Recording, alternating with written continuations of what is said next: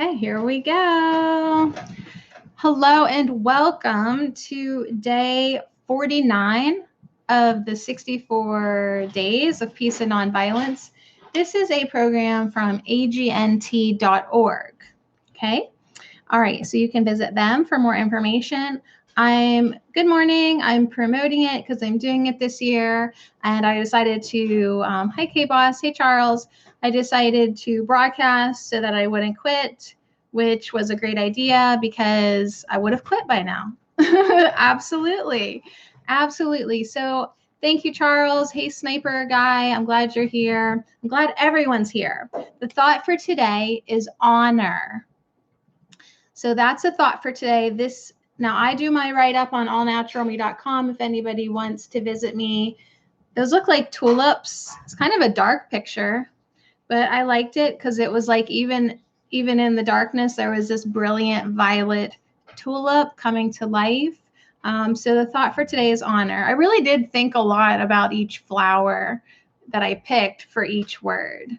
So anyways, I'm glad you are all here. Now, hi, Scott.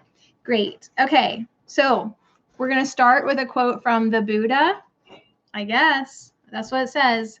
The Buddha said this. I don't question it. I just show up and read it. Okay, ready? But I do like thinking about this stuff, you guys. It is really good for me. I hope that you're benefiting a tiny bit from it too. That makes it worthwhile sharing it online. But we are starting to count down the days. So we're on day 49 of 64. You do the math. The Buddha said, "Those who are good and pure in conduct are honored wherever they go. The good shine like the Himalayas, whose peaks glisten above the rest of the world, even when seen from a distance." So that's pretty beautiful, right? People who are as described by Buddha, who work for the welfare of others, right? Service to others, they will be very deeply loved. They will be respected and honored wherever they go. It is a simple law of human nature that we love the highest, that we emulate such people, and we want to lead the kind of life that they lead. This is truly the saving grace of human nature. When we see someone who is patient, kind, forgiving, and forbearing, we recognize their nonviolent ways because we too, somewhere deep in there, we too have those qualities. All right, Sadie, be quiet. We had to keep her in the background. She's sassy today. As we honor them, we honor ourselves. Okay, so as we honor these beautiful qualities in people, right? As we honor their kindness, their patience, their service to others, we are honoring ourselves when we understand that we have those same exact qualities within us. And it's true, we want to be more like them. Right? Be like Mike. I don't know why that popped in my head. Okay, so today, a very simple practice for you, a very simple way to raise our awareness of honoring others is to do so at mealtime, right? So before each meal today, I will stop to think about all the people involved with the food I eat, and I will silently say to them, I honor you. I honor you, right? I'm going to think about how many people were involved getting that food to my plate. The farmers and the people who packaged it or prepared it, delivered it, everyone. I honor you. And likewise, I will bless and honor the earth for her abundance. Okay, so really be super reverent today and practice honoring on the most basic, simple level, which is the food that we eat. Oh, all right. So you guys are super chatty. I love it. We're just gonna whip through this. So maybe we can all get outside. The sun is shining, coming in the window. I forgot to close the curtain, but it's good. So Hermann Hesse, he was like a German poet. I think he won a Nobel Prize for, I don't know, poetry or something. He was an artist, and he said, "It is not our purpose to become each other. It is not our purpose to become each other. It is to recognize each other, to learn to see the other and honor him for what he is." So we don't have to become each other. We don't have to be identical twins, right?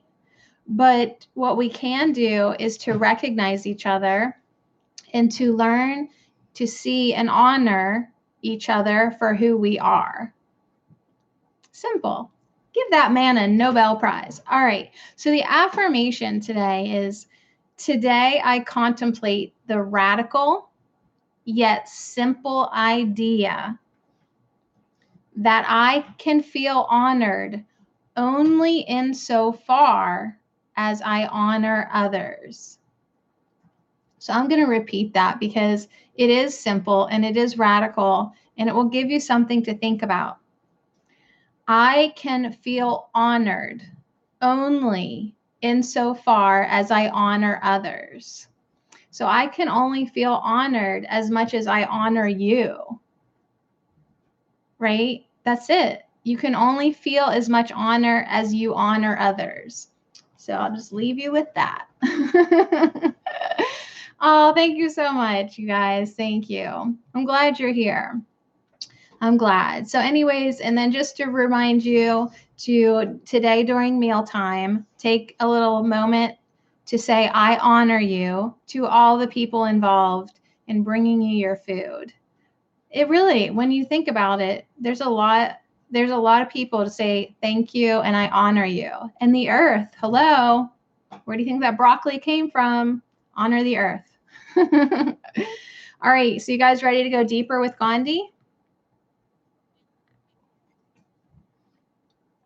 I honor everyone who brought me that peppermint tea. Although I should have been growing it myself. I didn't harvest enough peppermint last year. Okay, Charles is up for it. So we're going. Okay, MK Gandhi said, non-cooperation will not succeed unless we create an atmosphere of perfect freedom. Unless we prize our opponent's liberty as much as our own. That was good. The liberty of faith, conscience, thought, and action which we claim for ourselves must be conceded equally to others.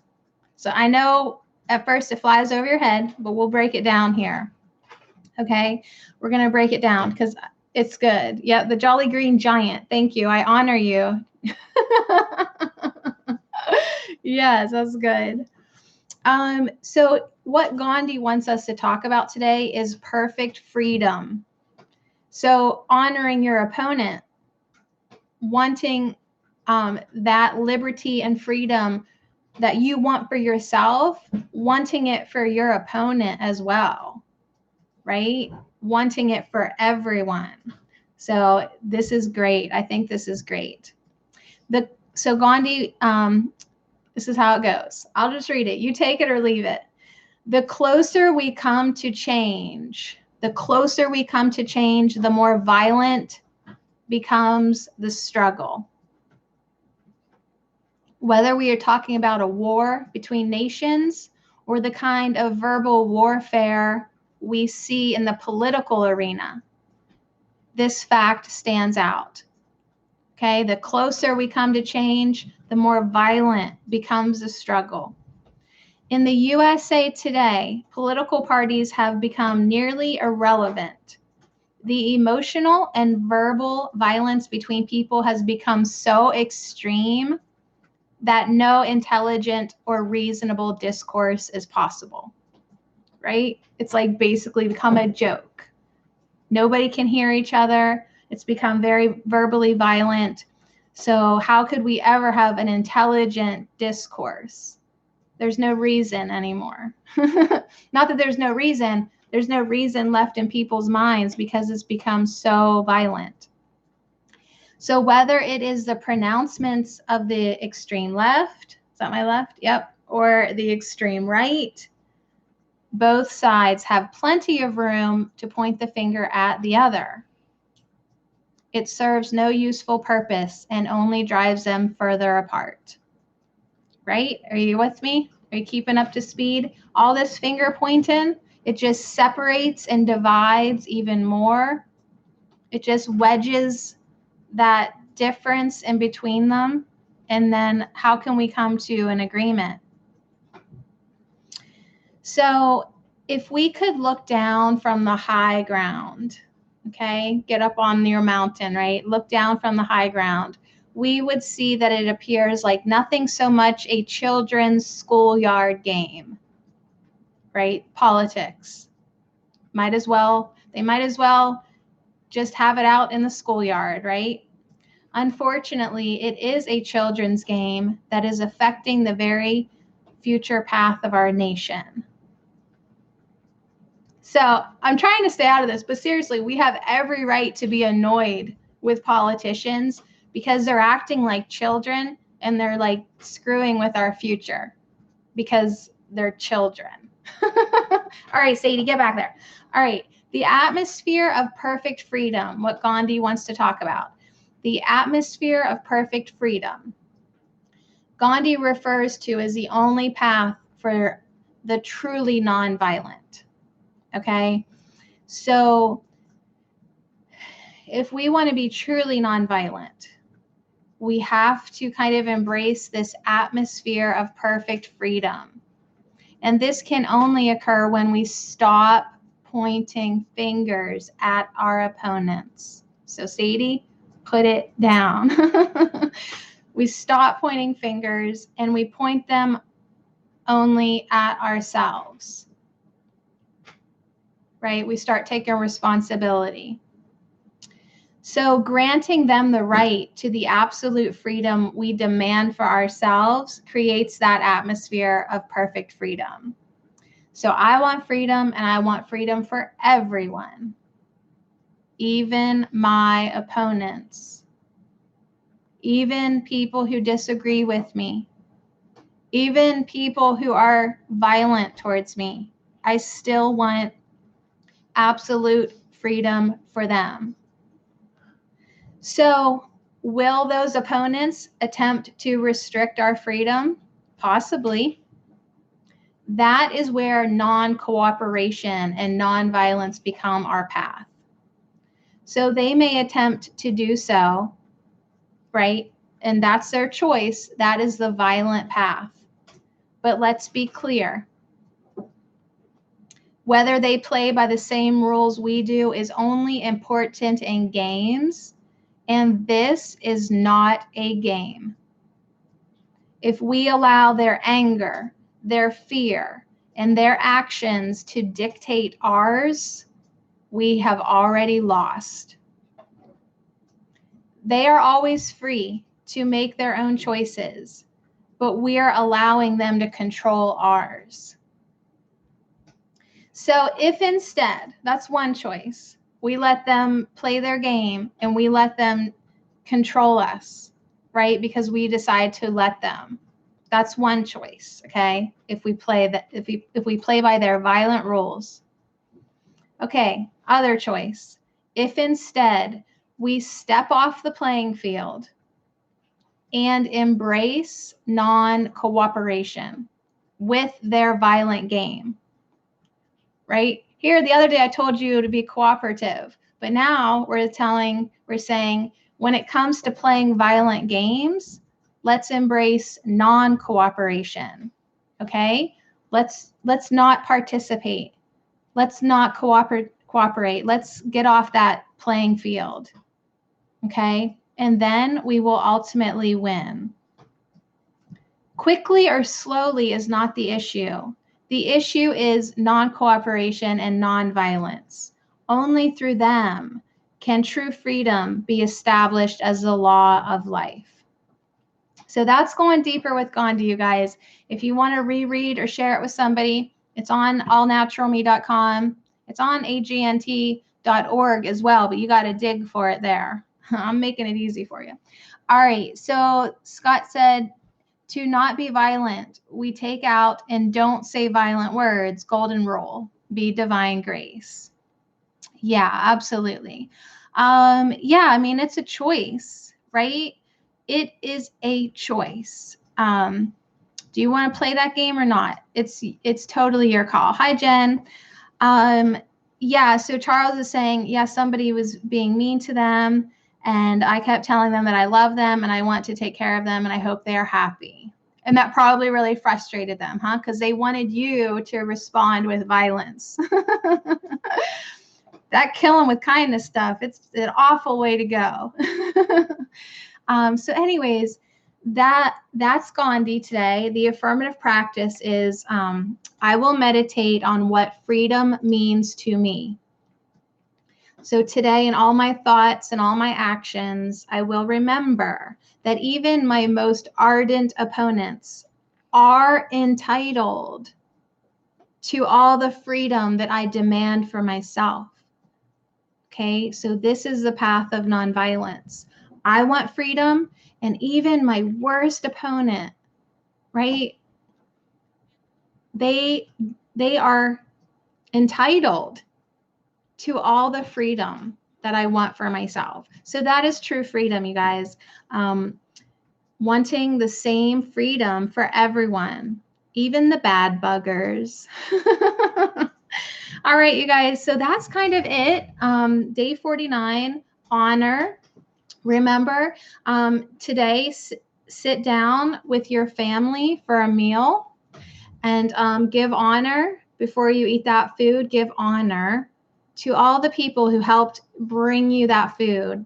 The farmers, the delivery guy, right? The waitress, if you're at a restaurant, whoever prepared that food, right? And just silently consider them and say, I honor you. Because we can only ever feel as honored ourselves as we honor others. And always, always, always honor the earth, Gaia Chitaya, for her abundance and all this broccoli. Right? Honor the green giant. So you guys, thank you so very, very much. Sniper Guy, I hope you get all the subs that you're looking for. Is that kind of funny? I have Sniper Guy here. Yep. And Charles says, I honor the source than all of us. Yep. You honor the source and recognize that we are all part of source. And then, yeah, it really does. That does help. Doesn't that help? Then wanting the same freedom for everyone. Yeah, for sure. And Jen Gem says, yes, it is up to our own selves on how we feel and react to everything and everyone. And I agree, Jen, I am still a work in progress. And, this week, a lot of stuff came to the surface with like all the energy coming into Earth. And it's pretty obvious where I'm still a work in progress. So I'm very thankful for all the stuff that has surfaced this week. And I'm very thankful for the 64 days of peace and nonviolence because I always appreciate the practice. I said it and I almost meant it. Yep, I appreciate the practice. So you guys, thank you very, very much. You guys have a beautiful day. Enjoy the sun. It's so good to see it again. So I love you so much. And tomorrow, I'm so excited. It's day 50. Now it feels like we can start counting down. We're almost done, you guys. Day 50. I'll see you tomorrow morning. So much love. Thank you, Twitter. And thank you, YouTube. Have a beautiful, wonderful day.